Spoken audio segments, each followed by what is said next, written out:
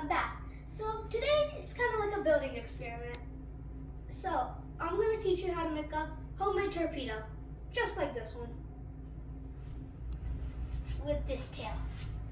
Okay, so this is how it's going to be, and to show you how good it goes, I'm just going to throw it at you.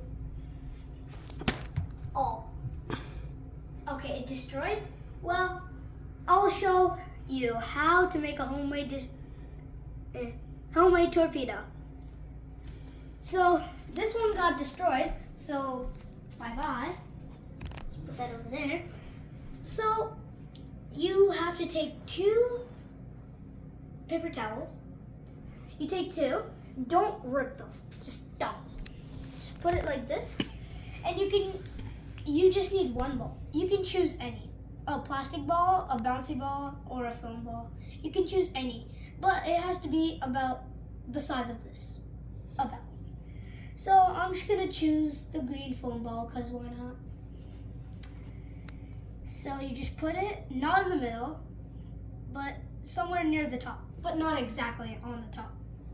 You just cover it, and then right here, you hold both of the sides and you curve them inwards. There's going to be a little gap, but that's okay. That's how it's supposed to be. And then you roll it, and then when you feel like it's tight enough, you do that, kind of like cleaning it, and then you hold where this is the ball and then this is the tail. You hold it right here in the middle. You hold it kind of like when you're throwing a paper airplane.